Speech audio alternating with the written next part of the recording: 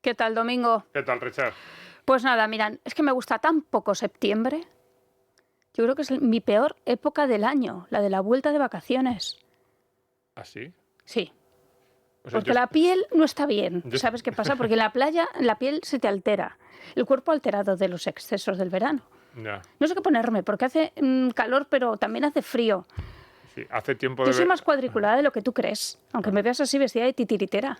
Ya, no sé, no tengo un mes al que odie. Febrero, diría Ponte a yo. pensar. ¿Ves? Sí, porque suele hacer como muy mal tiempo y como que está todavía muy lejos todo lo que está Ya, pero ahí esperando. lo tienes claro, plumas. Ya, Abrigo, plumas. Pero aquí, no sé. Te veo muy negativa, ¿eh? sí, es que septiembre me pone así. Pues nada, a ver si acaba pronto. ¿Qué tal? ¿Cómo estás? Bienvenido a Economía para quedarte sin amigos. Hoy te vamos a decir que te relajes, que el orden espontáneo es lo mejor. Quien dice orden espontáneo dice... Tú conmigo, yo contigo.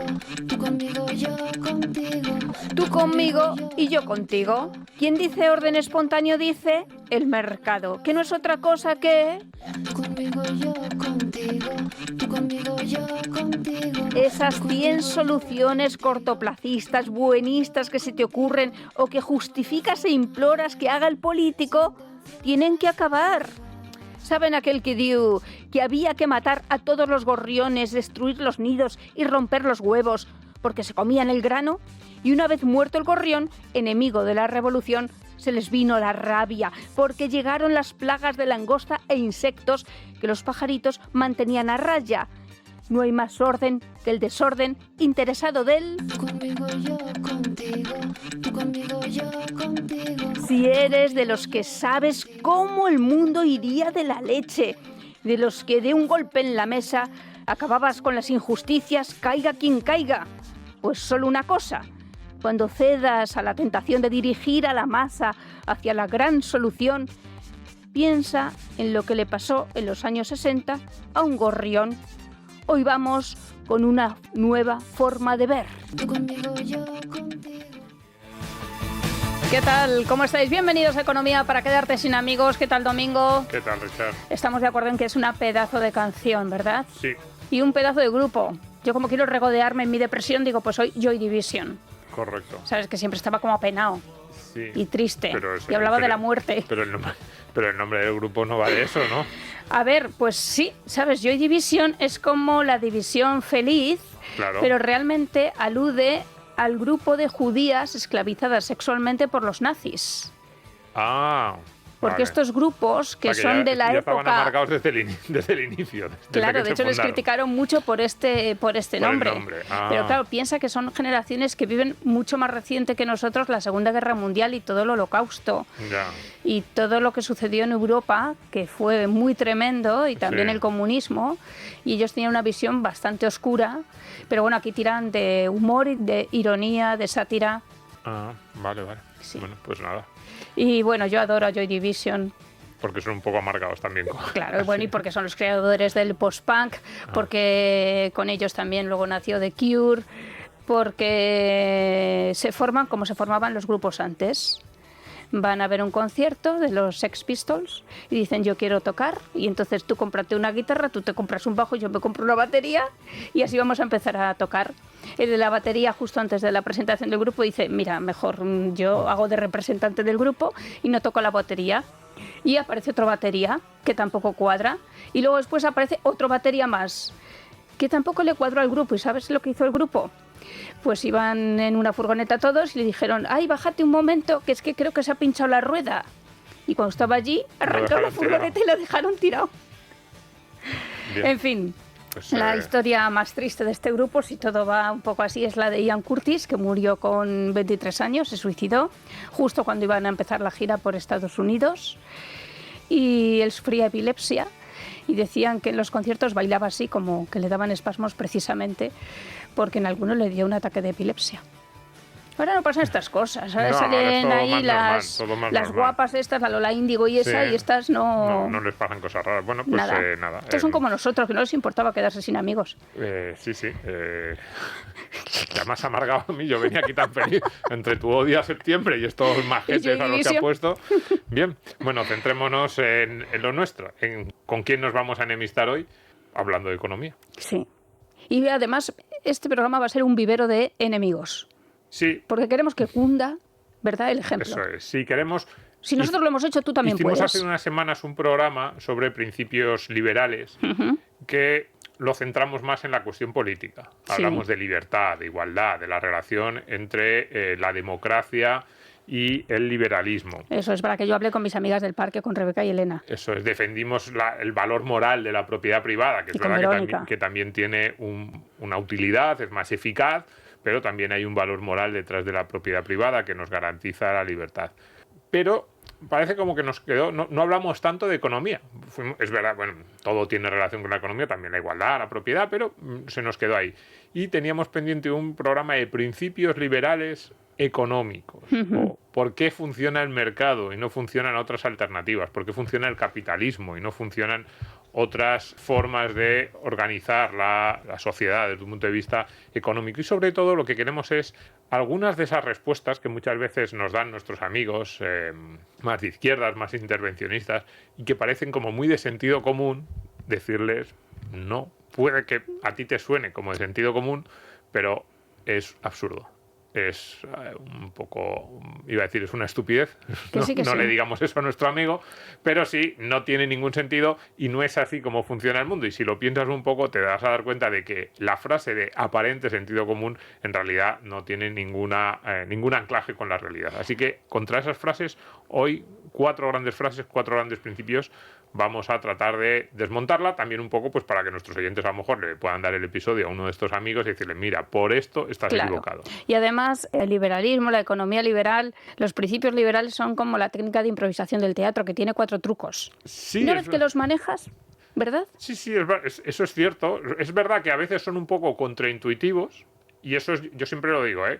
O sea, no nos mofemos, evidentemente, cualquiera puede tener las opiniones que quiera, pero incluso aunque estemos convencidos de que que nuestro interlocutor está equivocado, no es tan fácil porque ya lo vamos a ver, la frase de sentido común es la que nos dice el intervencionista, el progresista, el izquierdista, y el principio liberal, una vez que lo ves, parece muy sencillo, pero en realidad es contraintuitivo. La definición, la forma en la que lo explicamos, al principio suena a extraño, y sin embargo, es verdad que así es como funciona el mundo, así es como funciona la economía. Pues primera idea, viva la biblioteca del profesor Bastos. Desorden. Viva mi mesa de Sí. libertad digital. No, eso no. No me quieras llevar ya a tu terreno. Vamos a ver. Vaya. La primera idea, de hecho, es la contraria. La primera idea es que es verdad que lo desordenado, desde un punto de vista económico, funciona mejor. Claro. ¿Pero por qué es contraintuitiva esa idea? Porque en general, en nuestras vidas, lo ordenado funciona mejor. Claro, tú entras en una casa y ves un desbarajuste completo, que cada uno hace lo que quiere, que los niños hacen lo que les da la gana. Y dices, esto no es así, tiene que haber Y alguien dices, viviría aquí. que más o menos controle aquello. En una clase, pues que el profesor haya puesto unas normas que más o menos se cumplan, que haya un calendario de exámenes, que haya unas tareas asignadas, que los alumnos las vayan siguiendo. En una empresa, por ejemplo, es importante que haya un plan sobre, oye, qué vamos a vender, qué no vamos a vender, cuáles son tus tareas, pues tú eres comercial, tú eres contabilidad, etcétera. En un teléfono móvil, pues a nosotros nos gustan todas las aplicaciones ahí, los que sois muy ¿Tú fans sabes para qué sirve todo lo que tienes instalado? pero los que soy muy fan, los que sois muy fan de Apple, una de las cosas que os gusta es que Steve Jobs, dentro de que era un personaje bastante caótico, pero luego los aparatos que hacía eran completamente lógicos y todo funciona como Muy él lo había bonitos. previsto. Sí, sí. ¿Y por qué funciona? Porque hay alguien que ha pensado que la aplicación se abre cuando le das con un dedo, cuando le das con 2 se amplía la imagen. Es decir, en casi todos los ámbitos de nuestra vida, lo ordenado es mejor y nos gusta más. Y decimos, eso está bien, salvo en tu mesa, en la biblioteca del profesor Bastos también, es verdad. Pero lo ordenado en general funciona mejor. Sobre todo cuando tenemos que coordinar a varias personas. Si nosotros tenemos que quedar con varios amigos, es bueno que sepamos dónde vamos a quedar, es bueno que haya uno que coja el mando, reserve y les diga a los demás dónde vamos a ir. Si no, pues vamos a aparecer cada uno en un restaurante de la ciudad sin saber dónde estamos, ¿no? Y sin embargo, en la economía pasa lo contrario. El desorden, que no es desorden, es orden espontáneo, que es algo no intuitivo. Primera idea contraintuitiva, orden espontáneo. Un poco esa mano invisible, que hay mucha gente que no le gusta. A mí sí me gusta la metáfora, porque yo creo que la mano invisible no llama a un orden desde arriba, lo que te dice precisamente Que tanto le es gusta a eso. la izquierda. Claro, por eso hay algunos liberales que dicen, no, es que la mano invisible no, porque apela como si hubiera alguien organizando. En realidad no, lo que te dice la mano invisible es que sin que nadie lo haga de una forma aparentemente coordinada, pero en la realidad descoordinada, ese es el orden espontáneo. Un proceso de prueba y error constante, vamos consiguiendo aquello que queremos conseguir. A mí la anécdota que más me gusta es una anécdota de unos políticos, en realidad laboristas, británicos durante la Guerra Fría, que antes hablábamos de la Guerra Fría, pues fueron a visitarles una delegación de comunistas de los países del este. Y cuando estaban, pues fueron allí a Londres, pues había un congreso internacional de las izquierdas del mundo y estaban allí, y cuando iban por las calles, pues a los comunistas les sorprendió mucho que no había colas en las tiendas y debieron ir a algún comercio, y entonces uno de los comunistas le dijo, oye, qué buenos sois, ¿cuál es el organismo que organiza el reparto del pan en Londres? Y entonces los laboristas británicos miraron a aquellos comunistas y le dijeron, no hay ningún organismo que organice el reparto del pan en Londres. Y los comunistas soviéticos se volvían locos, decían, pero entonces si no hay nadie que lo organice, ¿cómo puede haber pan en todas las panaderías de Londres? ¿Cómo puede ser que ese pan sea de calidad? ¿Cómo puede ser que no haya panaderías a las que les sobre pan? ¿Qué es lo que nos ocurre a nosotros en Moscú? En Moscú, ¿qué es lo que ocurre? Que hay panaderías en las que sobra muchísimo pan, que en otras se tira, de repente falta trigo, falta materia prima, a la gente le gusta más el de centeno y solo hay de trigo, o al revés, a la gente le gusta el de trigo y solo hay el de centeno. Y estamos constantemente elevando peticiones al organismo central, al Politburo, para que ajuste todos esos errores que vamos cometiendo cada día y nunca los acaba de ajustar. Y los laboristas británicos, no sé si se hicieron liberales después de esta conversación o siguieron en el Congreso de las Izquierdas del Mundo, no sé para qué los habían convocado allí, pero les decían, no hay nadie que gestione cómo repartimos el pan en Londres. Desordenado o orden espontáneo. Entonces, ¿cómo se organiza el reparto de pan en Londres y en general el resto de los bienes que adquirimos? Orden espontáneo. A través de un sistema de información brutal, extraordinariamente eficaz. Que también es espontáneo. Y también es espontáneo, que nadie ha diseñado, que es el sistema de los precios. Claro. Alguien dirá, ¿pero cómo va a ser solo a través de precios? Sí, solo a través de precios. Porque los precios nos dan muchísima información. Cuando un precio sube, lo que quiere decir es que hay más escasez. Más escasez, o bien por el lado de la oferta, ha caído, no hay tanto de ese bien. Estamos hablando de pan, pues yo qué sé, ha habido cosechas pésimas de trigo en los países productores y entonces sube el precio del pan porque no hay trigo. Por el lado de la oferta o por el lado de la demanda. Hay muchísima más gente que quiere ese bien. A lo mejor el trigo que tenemos es el mismo, pero por lo que sea se ha disparado la demanda porque todo el mundo quiere hacer bollos en su casa, que ahora está muy de moda.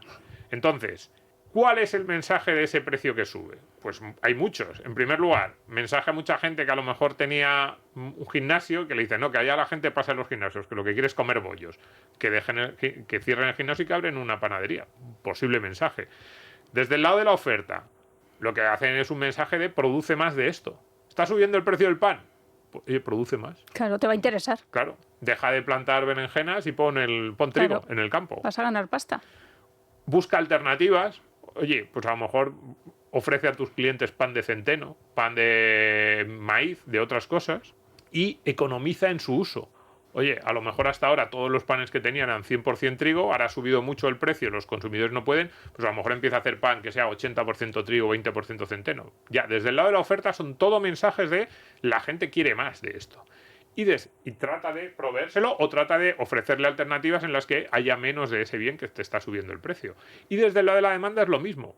Mensajes para que economicemos el uso que estamos haciendo. Oye, pues a lo mejor come un poco menos de pan o busca otras alternativas, lo que estamos diciendo, pan de maíz.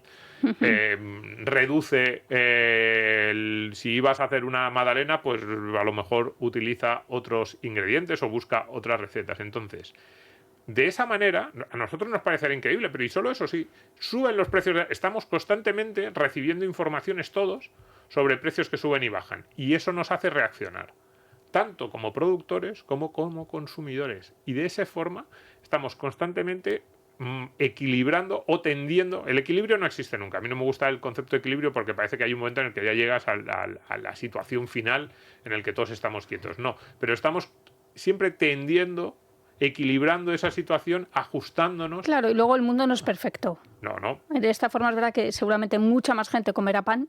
Habrá gente que se quede sin comer pan. Sí. Pero es un ajuste continuo. Pero es un ajuste continuo. ¿Qué es lo que ocurre? Tú imagínate que en un barrio nuevo de Madrid, pues de estos que hay ahora, tipo Valdebebas o cualquiera de estos barrios nuevos, hay una sola panadería. Y el primer día a la panadería se le acaba el pan. ¿Que hay alguien que se queda sin pan? Sí, va a las 8 de la tarde, ya no hay. Pero bueno, ¿qué pasa el segundo día? Pues que la panadería a lo mejor hace 8 o 10 barras más, porque ve que ha tenido 4 o 5 clientes que se han quedado en la puerta sin pan. ¿Todavía se le acaban? Hace más, sigue haciendo. Y de repente uno de los clientes o el que está al lado que tiene un bar dice, oye, tiene todos los días una cola aquí a las 8 de la tarde, siguen comprando el pan y es que se le acaba prácticamente todos los días. Y entonces abre una panadería 100 metros más allá. Claro. Ese es el equilibrio constante del mercado. Ajustes en base a información que nadie ha organizado, que nadie ha planificado, que nadie ha dicho este es el precio de cada una de las cosas. Tampoco nadie te informa cada día y te dice, oye, que hoy el precio del pan ha subido porque hay menos trigo. En realidad tú no lo sabes. Tú no sabes si el precio del pan ha subido porque hay menos trigo, porque la luz se ha encarecido y los hornos pues ahora pues cuesta más a ponerlos, porque no hay panaderos, porque es que resulta que ahora los chicos jóvenes no quieren ser panaderos y entonces cuesta más, hay que subirles el sueldo a los que estén allí. La razón tú no la sabes. Tú lo que sabes es que sube el precio de ese bien y tienes que... Eso te da una idea, o como productor ofrecer más, o como consumidor intentar economizar. Entonces, esos ajustes constantes que hacemos alrededor del sistema de información de precios, nadie los ha ordenado, es esa mano invisible de la que hablaba Adam Smith, es ese sistema de mercado que puede que alguien diga, pero esto es magia, que no es magia, es un orden espontáneo, es un proceso de prueba y error. A mí me gusta mucho esa idea, proceso de prueba y error constante, diario, que todos hacemos y al final acaba haciendo que en Londres haya pan en todas las panaderías, en Moscú no. Y por eso esas ideas... Pero fíjate que el gobierno de Moscú seguramente se creería más igualitario que el de Londres. Y más eficiente, porque tenía una hoja de cálculo y lo hacía todo con números, con cifras. Estoy convencido de que hacían unas operaciones complicadísimas y sin embargo no tenían bienes. Sí, es imposible. Me encantan es imposible las ordenar las cosas. Me encantan las historias, sabiendo que son tristes en el fondo, pero cuando preguntamos a las personas que han vivido en un país comunista, a un país muy intervenido, ¿qué es lo primero que les llamó la atención cuando llegaron a Occidente? Por ejemplo, tuvimos un programa hace unos años, varias personas que habían vivido en el este de Europa, también los cubanos, y siempre lo primero que te cuentan es, lo que más nos llamó la atención es esto, es llegar a un supermercado y ver todo lo que había allí, y decir, ¿cómo puede haber tantas cosas? Y que encima no se pongan malas, no se pudran, sino que van vaciándose los estantes y con normalidad. Eso les explota la cabeza y dicen, hay muchos vídeos en ¿cómo internet? puede ser que en mi país hubiese tan pocas cosas y aquí haya de repente este despliegue? Pues por eso. ¿Y nadie ordena esto? O sea, los cientos, los miles de bienes... Es que en un supermercado puede haber decenas de miles de referencias de productos distintos, no se ponen malos, van saliendo y entrando. Productos además perecederos. Si estamos hablando de comida, dices, esto es imposible. Pues solo con ese sistema de precios lo conseguimos. Pero fíjate, una dualidad que no es fácil de encontrar es, ese supermercado está muy ordenado, porque la empresa de dentro sí que requiere una coordinación, pero está dentro de un sistema absolutamente desorganizado. Entonces, esta idea muy contraintuitiva cuesta mucho. Yo creo que es una de las raíces de buena parte de los errores económicos que se cometen, sobre todo los más graves, y de esa... digamos, uno de los reclamos del comunismo, por lo que suena tan lógico, por lo que mucha gente, no solo el comunismo, cualquier tipo de intervencionismo, es porque parece lógico. ¿Cómo no va a ser mejor si está ordenado? Pues no, es peor, bastante peor. Segunda idea, la gente es punky, la gente es muy pesada, al final hace lo que quiere, no la puedes controlar. Es muy difícil, sobre todo en el terreno económico, obligar a la gente a que haga lo que no quiere hacer. Esto es, de verdad, esto es Bueno, algo que llama mucho se la atención. expropian los pisos y ya está. Te dicen, no, porque el Estado... Y yo digo, después de tantos años, ¿no os habéis dado cuenta de que el Estado puede hacer mucho menos de lo que dice que puede hacer? O sea, es verdad que puede acabar generando muchos desincentivos, porque es un poco esta lección gira en torno a los incentivos. Los incentivos importan mucho. Importan mucho porque los agentes reaccionan a esos incentivos. Si los incentivos son positivos, si tú haces que la gente mejore sus vidas cuando hace las cosas bien, lo normal es que haga las cosas bien. Si tú haces que la gente empeore sus vidas cuando hace las cosas bien, pues a lo mejor no las hacen tan bien. Porque claro, le estás diciendo, haces las cosas bien y te castigo, pues no las hago. Pues bien, una idea muy importante que no tienen en la cabeza es sobre incentivos. No, mira, en general es muy complicado obligar a alguien a hacer lo que no quiere hacer. Esto se con los impuestos. Dicen, no, pues vamos a poner un impuesto a las grandes fortunas y así recaudaremos más y esto no afectará a la clase media. Esto casi siempre es mentira porque el impuesto está diseñado también para recaudar con la clase media. Pero bueno, vamos a olvidarnos de eso. Os remitimos a nuestras pizarras. Sí. Pero cada uno dice, oye, un momento.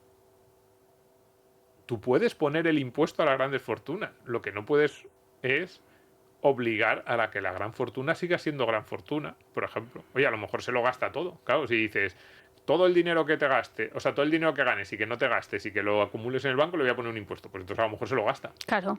Dice, pues ahora me drogo. O a lo mejor se va de España. Claro. Claro. O a lo mejor deja de trabajar. Y entonces esto empieza, no, porque no lo harán. Y es lo que ha ocurrido a lo largo de la historia. Fíjate, en el primer ejemplo, en el primer bloque, hemos puesto el ejemplo del comunismo. Yo no quería irme mucho al comunismo, pero la gente habrá, pues, esa izquierda más templada que dirá, vale, sí, en Moscú no había pan y en Londres sí. Digo, no, pasa lo mismo con esa descoordinación, con muchos ejemplos sobre bienes de consumo, y ahora vuelvo al segundo bloque, pero pasa lo mismo en el primer bloque, por ejemplo, cuando decimos, ¿qué pasa con los trenes ahora que no hay trenes? Pues claro, si cuando tomas decisiones centralizadas que no siguen criterios de mercado, te pasa lo que en España, que de repente tenemos muchos aeropuertos vacíos, muchas infraestructuras excedentarias y poco mantenimiento de los trenes cuando los necesitábamos. O con los hospitales o las escuelas públicas. ¿Cuál es uno de los problemas de los hospitales? Que muchas veces tienen muchas cosas que no necesitan realmente y tienen carencias, pues por ejemplo en el departamento de atención al cliente, y entonces se acumulan listas de espera. O sea, todos los procesos que vemos en los que el Estado interviene y trata de tomar decisiones centralizadas, les acaba pasando algo parecido a lo que contábamos del pan. Y es que acaba habiendo mucho de unas cosas, pocos de otras, y no hay ese ajuste que requiere el mercado. Pues con esto de los ejemplos, de los agentes, que no pensemos, porque el ejemplo clásico podría ser la Unión Soviética. Los incentivos importan. Sí. ¿Qué pasó cuando Stalin puso precios máximos a todo y colectivizó la agricultura? Un desastre absoluto. Nunca ha habido un desplome de la producción en un país tal como hubo en la Unión Soviética, especialmente en Ucrania, en los años 20 y 30. Nunca. Bueno, y una muerte por claro, hambruna. Las muertes por hambruna fue brutal. Y luego también en la China del gran paso adelante, ¿no? Entonces, del gran salto adelante, perdón. Claro, es así. Pero como no quiero irme a los extremos, pensemos en las sociedades. Sí, en lo que tenemos cerca. En lo que tenemos cerca. Porque aquí sigue sucediendo a otra escala, pero sigue sucediendo. Todos y cada uno de los impuestos que se han puesto, y de verdad, animo a los oyentes que busquen en la hemeroteca. Todos y cada uno de los impuestos que se han implantado en los últimos 10 años han acabado recaudando muchísimo menos de lo que nos dijeron que iban a recaudar. ¿Por qué? Porque los técnicos de Hacienda son idiotas, no creo. Porque los cálculos estaban mal hechos, tampoco creo.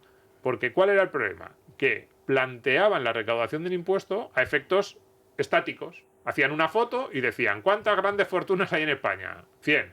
¿Cuánta fortuna tienen cada uno de ellos? Tantos cientos de millones de euros. ¿Cuánto les vamos a cobrar? El 10%. Y decían, y la gente se busca sus vueltas. Vamos a recaudar 1.500 millones. Y al año siguiente, ¿cuánto se ha recaudado? 600. Anda, ¿y eso? Hombre, porque la gente, los incentivos importan y los agentes reaccionan. Claro. Mira Almodóvar. Claro, y entonces, ¿qué hace? Sí, exactamente. Se buscaban alternativas. Desde asociar los bienes que tenían a empresas, desde meterlos en un conglomerado, pues eso, en una especie de patrimonial, o directamente radicar su residencia fuera de España. Entonces los incentivos importan, los agentes reaccionan. Además reaccionan en todos los sentidos. El ejemplo clásico, y ya sin irnos a las grandes fortunas, son los impuestos y las subvenciones. Que esto lo vemos muy fácil. ¿Qué pasa cuando le ponemos un impuesto a la gasolina, que está más cara? Pues como decíamos antes, consumimos menos. Incentivos, impuesto, pues... ¿Qué pasa cuando subvencionamos bien? Pues las placas eléctricas, pues ponemos más.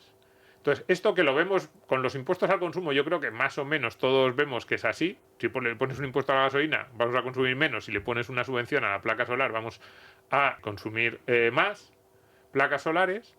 No lo vemos, por ejemplo, en lo que hace referencia a las personas. Y es exactamente lo mismo. El mercado laboral de los países europeos. El estado del bienestar, ¿en qué consiste en relación con el mercado laboral? Pues tiene un impuesto al trabajo, a la generación de valor. Que no digo que tengamos que tenerlo o no, pero el IRPF o el impuesto de sociedades, las cotizaciones sociales, son impuestos al trabajo. Es decir, tú trabajas, haces algo bien y te castigan por hacer algo bien. Hay una penalización por cada hora de trabajo que tú estás en tu puesto, el Estado te castiga por cada una de esas horas de trabajo a través de un impuesto. Y al revés, ¿qué te hace? Si no tienes trabajo, te subvenciona, te paga.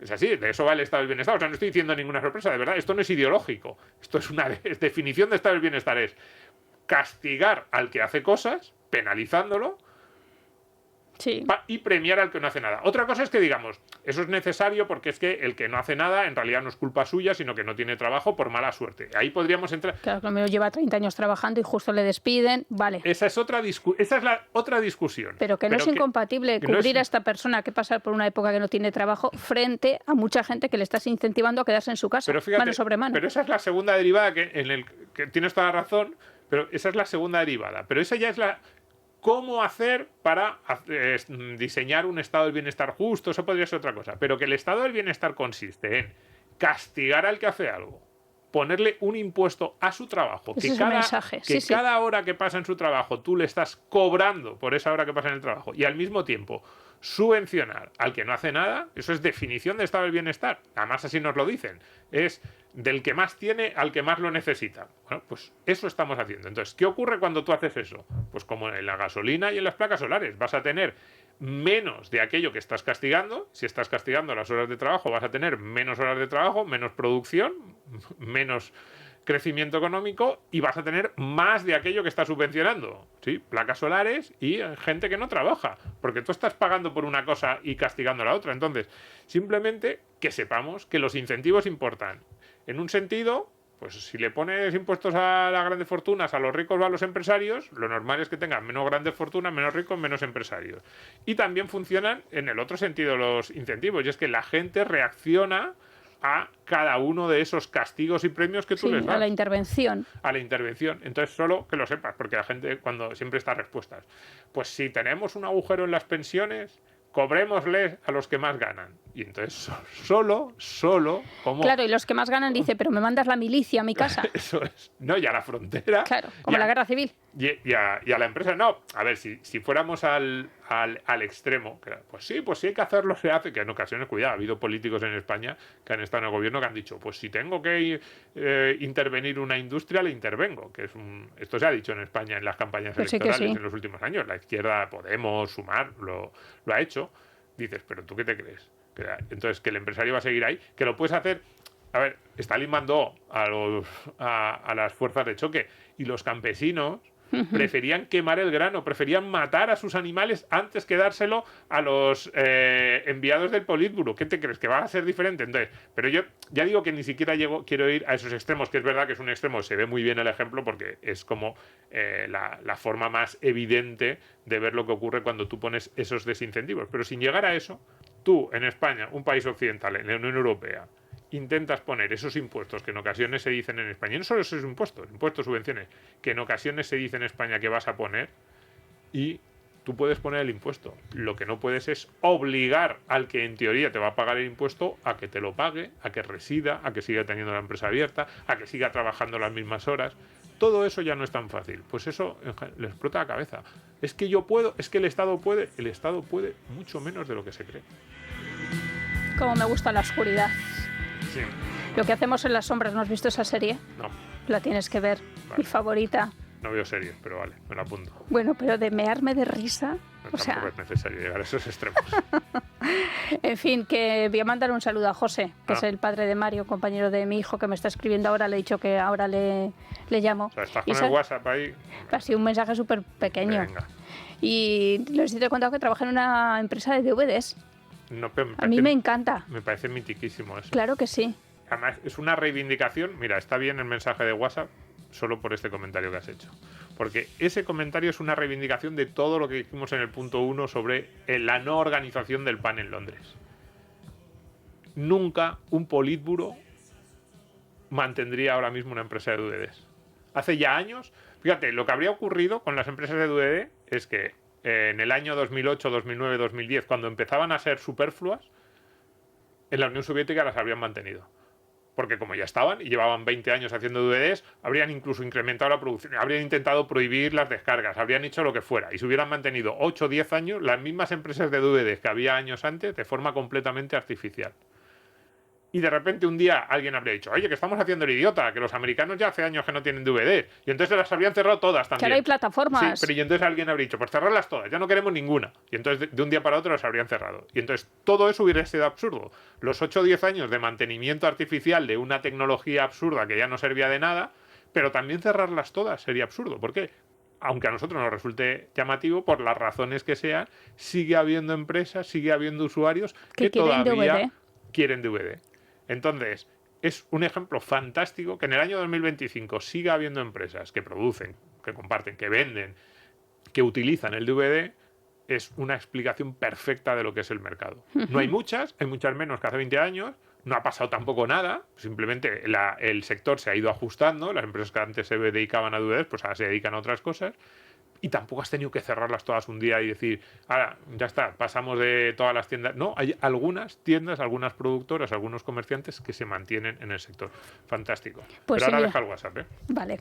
Pues a ver, yo recomiendo el pack de Garci, que han publicado, yo creo que el año pasado, Ah, claro. de las pelis de Garci, de algunas. Soy Sí, sí. tan fan de García, cada vez que lo veo por aquí. Además, yo A ver si se solo he viene un día. Solo he hablado con él 2 veces y siempre le digo, le tengo que decir algún día, porque me parece muy infravalorado además en España. Garci tiene 4 o 5 películas, mínimo 4 o 5, tiene muchas más, ¿no? Pero Porque hay no se 4 ha o 5 puesto pañuelo películas de que Gaza, son realmente palestino. excepcionales. Son de primer... Bueno, a ver, fuera de España sí se le valora, cuidado. Es que García tiene 4, creo que son 4 nominaciones a los Oscars, que eso no es tan fácil, ¿eh?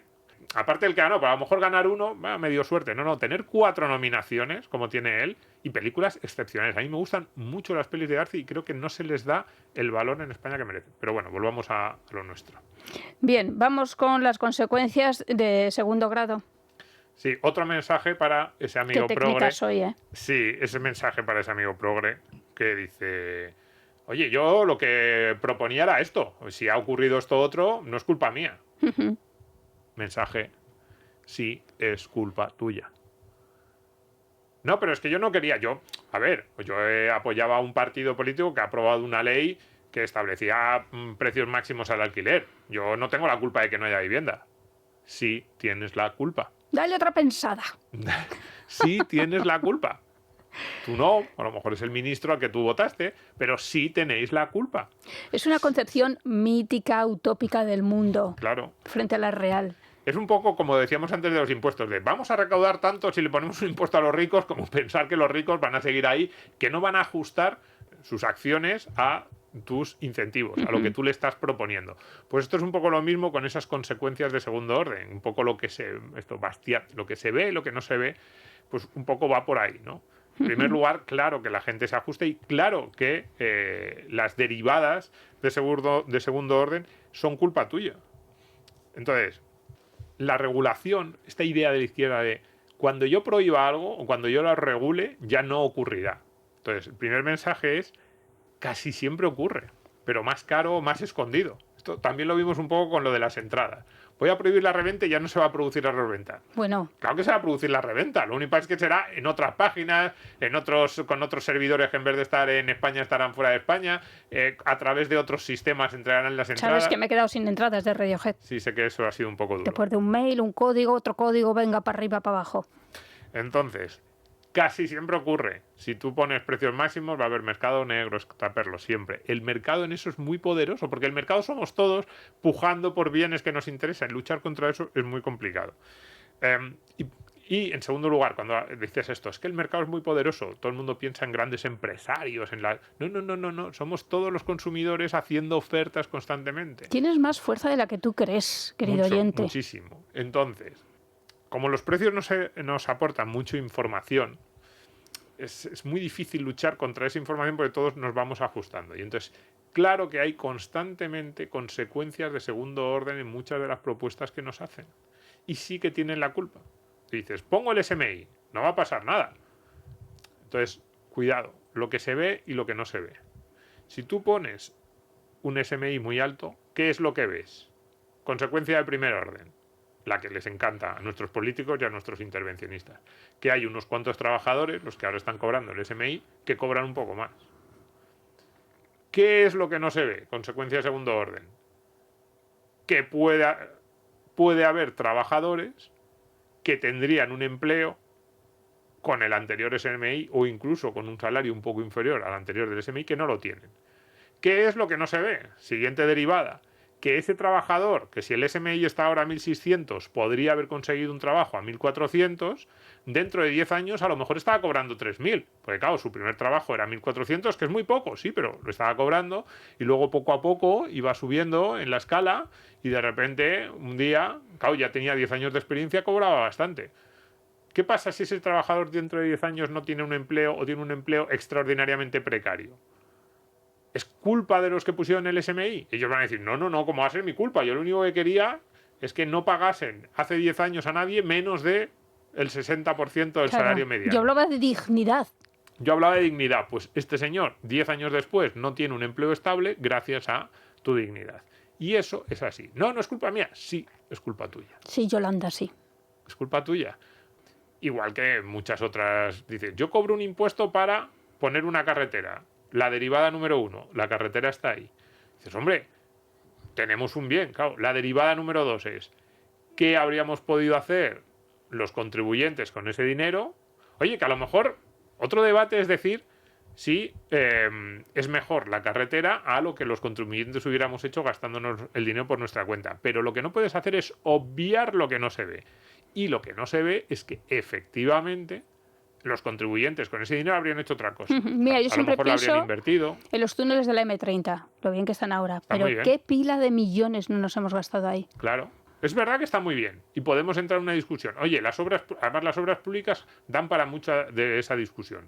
¿Son todas necesarias o no? La mayoría de ellas hacen, por lo menos en el momento en que se inauguraron, luego 10 años después ya no tanto, parece ser, pero la mayoría de las obras públicas, una vía de tren, un AVE nuevo, un puente, un túnel, dices el día, esto está muy bien. No digo que no, si lo que digo es que no pensemos que eso no ha tenido consecuencias, y es los recursos que le hemos quitado al conjunto de la sociedad, a cada uno de los ciudadanos, con los que podrían haber hecho otras cosas. Y a los ciudadanos futuros, porque ahí también podemos hablar de la deuda. La deuda a los ciudadanos futuros. Pero esto, por ejemplo, en la economía keynesiana es un clásico. No, hagamos hoyos y tapemos hoyos. Este ejemplo clásico. O hagamos obra pública, que es lo que se ve, como si no tuviera consecuencias. No, un momento. De verdad, entremos en el debate si es mejor o no. Pero no, lo que no podemos hacer es decir, no tiene consecuencias lo que yo estoy proponiendo. No, las derivadas de segundo orden y están. Y fíjate, con las obras públicas, muchas veces es discutible, con todos esos otros temas que hemos dicho. Hemos dicho el SMI, los precios máximos del alquiler, la reducción de jornada, que está ahora muy de moda, que la hablábamos el otro día también. Tú puedes proponer la reducción de jornada, pero si dentro de 5 años tú acudes al comercio habitual y te encuentras una máquina expendedora automática, como hay ahora mismo, por ejemplo, en las cadenas de comida rápida, tú ya entras en un McDonald's o en un Burger King y te encuentras una pantalla en la que pides la comida. Pides lo que no quieres, eso me pasa a mí. Yo no. Que doy a 2, Bueno, yo es que doy a 1. yo no entro nunca en estos sitios. He entrado una vez. El otro día me dice, no sé si era con 20 nuggets. No, una vez en mi vida no. Una vez, iba a decir una vez en los últimos años. Pero sí, yo creo que en los últimos 2 años entré una vez. Pero no me gusta mucho. Pero bueno, da igual. El caso es que cuando entré me llamó mucha la atención que había pantalla. Y iba con mis hijos, iba con unos familiares y me dijo, no, ahora ya todos son así. Todos tienen pantalla. Entonces, la reducción de la jornada laboral tú la puedes aprobar. Derivada de primer orden, todos los trabajadores de España que hasta ahora tenían una jornada de 40 horas pasan a tener una jornada legal de 37,5. Ahora, ¿cuáles son las derivadas de segundo orden? Pues que a lo mejor a muchos de ellos les recortan el contrato. Y cuando antes tenía un contrato de jornada completa, ahora tienen un contrato a tiempo parcial. Derivada número 2. Una máquina expendedora automática donde antes había un camarero. Derivada número 3. Un producto que tú antes comprabas y lo hacían en Soria y ahora pone Made in Vietnam. Entonces, porque los costes laborales en Soria se han incrementado demasiado y entonces ahora sale más barato hacerlo en Vietnam y traerlo en barco que hacerlo directamente en Soria. Entonces, tú puedes aprobar la reducción de jornada. Lo que no puedes decir es que tú no tienes la culpa de todas las posibles consecuencias que tenga eso, porque sí que la tiene. Entonces, puedes decir, oye, es que gracias a esto hay muchos españoles que tienen más tiempo libre. Eso sí, oye, es verdad, la reducción de jornada puede hacer eso, pero cuidado. Todas esas otras cosas de las que estamos hablando también pueden ocurrir y sí, es culpa tuya, en parte. Claro, más tiempo libre para ir a las manifestaciones También, de Gaza. Claro, también. claro. Y ahora voy a decir algo que os va a recordar a Oxfam. Hay ricos porque hay pobres. Sí. Este es otro mensaje que hay que decirle a nuestro amigo cuando nos dice estas cosas, ¿no? Claro, es que hay ricos porque hay pobres, o es que no podemos crecer indefinidamente, o bueno, esto será a costa de algo, ¿no? Vamos a crecer, pero habrá que proteger el medio ambiente. Pues el mensaje es que en realidad sí que puedes tener muchas cosas a costa de nada. Esto lo matizo, ¿eh? Porque es verdad que luego hay otro mensaje que nosotros lanzamos mucho que es nada es gratis. Todo tiene su coste, que está más relacionado con lo que estábamos hablando en los capítulos previos, ¿no? De este podcast, cuando hemos dicho, oye, si pones una norma, nada es gratis, vas a tener sus consecuencias. Esto es así, no puedes pretender, o si pones un subsidio, esto le gusta mucho a la izquierda, sobre todo en temas de subsidio, pues ayudamos a todos estos. Muy bien, tú les ayudas, pero que sepas que nada es gratis. Eso viene a costa de haberle cobrado impuestos a otros miembros de la población que a lo mejor trabajan menos, o a lo mejor tienen menos incentivos, o a lo mejor ese dinero se lo podrían haber gastado en otras cosas. Nada es gratis. Pues bien, después de decir esto mucho, nada es gratis, todo lo que tú intentas hacer va a tener sus consecuencias, sus derivadas y va a tener sus costes. En lo que tiene que ver con el crecimiento económico, sí que podemos decir que podemos crecer sin que nadie tenga que decrecer. Puede haber ricos sin que tenga que haber pobres. Que eso es maravilloso. Y eso es maravilloso y es lo que está ocurriendo constantemente en los últimos 1000 años en Europa, yo creo. Desde luego en los últimos 300 años de manera muy intensa. No ha habido una caída otra vez en la gran pobreza. Sí, pero sobre todo es que, fíjate... O sea, tú ves las estadísticas y siempre han ido hacia arriba. En los últimos 300 años, el mundo no es perfecto, pero es verdad que todo el mundo ha ido hacia arriba. Todo el mundo. Entonces, en primer lugar, no es verdad que tenga que haber ricos para que haya pobres. Cada vez somos más ricos, cada vez hay más ricos, cada vez hay más multimillonarios y, sin embargo, el número de pobres está cayendo en términos absolutos y también en porcentaje sobre el total de la población. En porcentaje sobre el total de la población se está desplomando, y ya desde hace medio siglo largo. Y ya el logro increíble es que no solo es porcentaje de la población, sino en números absolutos, y desde luego en los últimos 25 o 30 años se está desplomando, gracias a que enormes zonas, sobre todo de Asia, que en los años 70 y 80 eran enormemente pobres, pensemos en el sudeste asiático, era brutal. Sí, sí. Y todos esos países, Bangladesh, Indonesia, Malasia, que eran muy, muy pobres, la India, están saliendo de la pobreza, está habiendo un crecimiento brutal. Entonces, ¿qué pasa? ¿Que es que esos pobres le están quitando su sitio a los ricos? ¿Es que no hay ricos? No. Hay muchos más ricos y hay muchos menos pobres. Y eso además sí que, como ese verbo que se utiliza tanto, eso sí que empodera. Eso sí que empodera. Entonces, a los ciudadanos, porque ahí empezarán una deriva también de una justicia más transparente, la seguridad del país se tomará en cuenta y se valorará. Eso es. Entonces es una idea muy contraintuitiva porque te dicen, es que no podemos tener más todos de todo. Y la respuesta es que sí, todos tenemos más de todo, ahora que hace unos años. No podemos tenerlo todo, de todo. Es decir, no. Vaya. La utopía de entonces, ahora mismo, no. Lo que tú has dicho, vivimos mejor que nunca, pero es verdad, no es el mejor de los mundos imaginables. Lo que tenemos que trabajar es para seguir avanzando.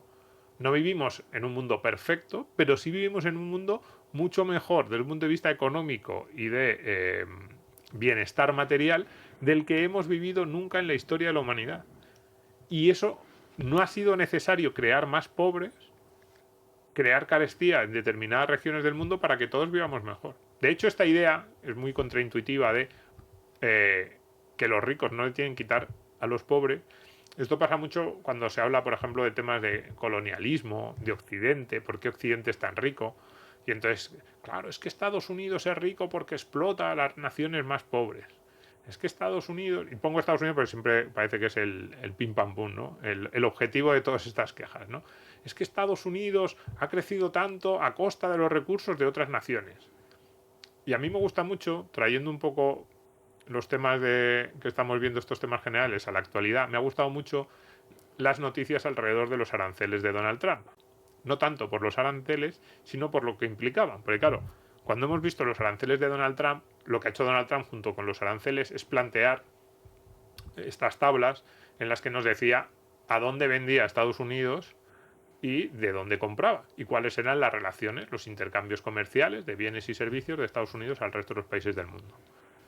Claro, esta retórica de es que Estados Unidos es rico porque les quita los recursos a las naciones pobres, pues yo pensaba que Estados Unidos iba a estar comprando constantemente, yo que sé, que estaba en los empresarios americanos en la República Centroafricana o en el Chad o en Burkina Faso, allí quedándose con el país. Con el látigo. Y eso. Y entonces uno ve con quién negocia Estados Unidos negocia con Canadá, con Alemania, con Australia, con China también, pero China ahora, hace 50 años cuando China era pobre no negociaba nada. Entonces dice, esta retórica de que los países ricos necesitan extraer y sacar todo el jugo a los países pobres, cuando uno ve, ya, tampoco hace falta ver muchas estadísticas, esto es pura lógica y todos lo sabemos, con quien Estados Unidos negocia, iba a decir a costa de los que se hace rico Estados Unidos, pero es que no es a costa, es con quién se hace rico Estados Unidos, porque se hace rico Estados Unidos y se hace rico Canadá, Alemania, Australia, Japón. Esos son los países. Estados Unidos lo que necesita son más ricos. Más países ricos. Estados Unidos lo que necesita es que los países africanos sean mucho más ricos, no más pobres. A Estados Unidos no le viene bien que los países africanos sean más pobres, porque esta idea de para que haya ricos tiene que haber pobres, yo digo, pero que no te has enterado muy bien de lo que vende Estados Unidos. Estados Unidos lo que vende son horas de consultoría de las Big Four y similar, y horas de asesoría financiera. Claro, Estados Unidos lo que vende son iPhone, Estados Unidos lo que vende son películas de Hollywood y juegos de la Xbox. Y te aseguro que todo eso es muy caro y que lo que necesita Estados Unidos es gente muy rica que se pueda gastar el dinero en esas cosas. No vende muchas cosas Estados Unidos que le vayan a comprar los países más pobres, desafortunadamente para los países más pobres. Pero es muy contraintuitivo, parece que es evidente que los países más ricos se han hecho ricos quitándole algo a los más pobres, y cuando uno ve la historia económica, lo que ve es lo contrario. Los países más ricos, con quien negocian, quien les hace ricos fundamentalmente son otros países ricos. Y lo que le viene bien a los países ricos es que cada vez haya más países ricos. Y cuantos más países ricos hay, pues hemos hablado de Asia. El hecho de que ahora Japón, Corea, Vietnam, sobre todo la costa de China, porque el interior sigue siendo bastante pobre, muchas zonas de la India, todo el sudeste asiático, Indonesia, Malasia, que todos esos países sean mucho más ricos, lo que hace es haber hecho mucho más rico a Estados Unidos. O sea, Estados Unidos tiene las empresas más poderosas del mundo, estas que si Amazon, que si Netflix, que si Apple, que si Google, todas esas empresas valen lo que valen ahora mismo en bolsa y venden la cantidad de productos que venden gracias a que todos esos países son más ricos y compran iPhone, compran suscripciones a Amazon Prime y compran suscripciones a Netflix. No pensemos que a Estados Unidos le viene mal que el este asiático sea cada vez más rico. Entonces es un disparate bastante... Disney, ¿no? Sí, hemos dicho, Disney, por ejemplo, que les vende orejas de esas de Mickey, de Mickey a todo lo que se mueve. Entonces, es un disparate esto de pensar que tiene que haber pobres, porque tiene que haber ricos, que no podemos tener todos más. Sí, todos podemos tener más. Todos hemos ido teniendo más a lo largo de la historia y acabemos un poco recordando que no hay ninguna metáfora económica más dañina y más equívoca que la de la tarta.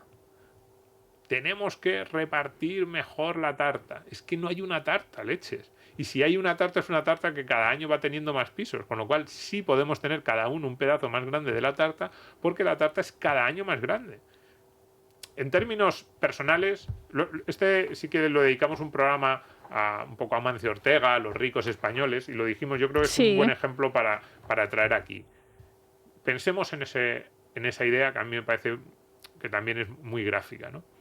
Imaginemos que Amancio Ortega, que es un señor que nació en León y que luego se fue a Galicia, en el año 75, cuando ya era empresario y tenía un par de tiendas de batas en La Coruña, pensemos que hubiera dicho, pues me quedo aquí, no necesito nada más. Yo con mis 2 tiendas de batas tengo suficiente, voy ganando un poquito a poco y no quiero complicarme la vida. Y oye, pues ahora sería un empresario jubilado, nadie le conocería y tendría pues un negocio, habría tenido un negocio de 2, 3, 4 tiendas en La Coruña y a lo mejor en alguna otra ciudad gallega.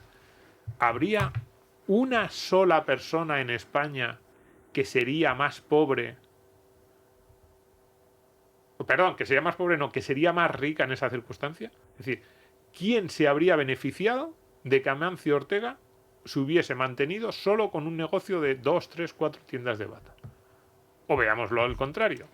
Amancio Ortega ha pasado de esas 2 o 3 tiendas de batas a una empresa global que tiene miles de tiendas repartidas por todo el mundo y que produce ropa para miles de personas. ¿A quién ha empobrecido Amancio Ortega? ¿A quién ha perjudicado? ¿A quién le ha quitado todo eso? Porque decimos, no, Amancio Ortega ahora tiene una fortuna de 100.000 millones de euros.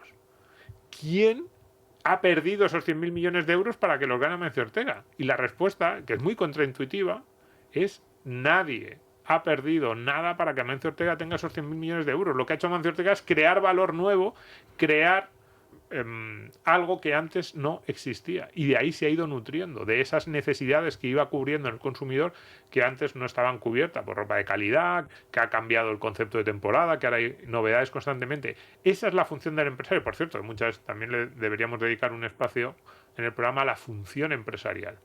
Pues sí. Esa función empresarial que es crear valor que antes no existía, anticipando necesidades, cubriendo necesidades de los consumidores de una manera diferente. Eso no solo no es robar a nadie, no es quitar el pedazo de la tarta de otro, sino que es generar nueva riqueza. Entonces, si podemos tener todos más, es lo que tenemos ahora, tanto desde el punto de vista personal, Amancio Ortega frente a los españoles, como agregado. Estados Unidos no es más rico porque hay otros países más pobres. De hecho, le pasa lo contrario. Estados Unidos será cada vez más rico si cada vez hay países que le puedan comprar más iPhone. Nos vamos. Pues nada, hasta aquí hemos llegado y yo quería acabar hoy el programa acordándome de Charlie Kirk. Descanse en paz. Sí. Muchas cosas me separaban de Charlie Kirk. Para empezar, él era muy creyente. Lo primero para él era la fe, luego la familia, luego la política. Pero yo creo que nuestro compromiso con la libertad de expresión, de este programa, con la libertad de expresión, con la pluralidad, sí lo compartíamos con un chaval llamado Charlie Kirk, del que muchos casi no habíamos oído hablar hasta que le asesinaron en una universidad, al aire libre, sentado en una silla de tijera, con un micrófono y escuchando a otro estudiante que le hacían preguntas. En fin, tristísima la noticia, tristísimo, radiografía no solo de la sociedad norteamericana, sino también de nuestra sociedad, como cada vez somos menos escuchantes, menos debatientes, como cada vez estamos más convencidos de nuestra propia ignorancia. Pues nada. Sí, a mí además me gustaría recordar mucho, lo deberíamos poner aquí como lema de este programa también, lo que él tenía encima. Él se ponía siempre en un stand a discutir y el stand tenía un cartel que ponía pruébame que estoy equivocado, o demuéstrame, sería mejor en español, sí. Demuéstrame que estoy equivocado. Me parece un lema excepcional, demuéstrame que estoy equivocado, y lo mataron por eso. Alguien que no era capaz de demostrárselo, pues recurrió a un disparo porque no era capaz de ofrecerle buenos argumentos en contra. Pues nada, que muchas gracias a todos vosotros por estar ahí, que estamos en las redes sociales, por supuesto, que este programa se emite en directo en el radio los domingos a las 12 de la noche y los sábados lo subimos a las plataformas que nos gustan más otras que Spotify, porque no nos da ya confianza. porque como nos ha levantado Nos ha quitado algunos episodios, a mí Spotify ya... Y ahora se me ha atragantado. los sigo todos en como iVoox, septiembre. debo reconocerlo, sí. Un abrazo enorme a repartir.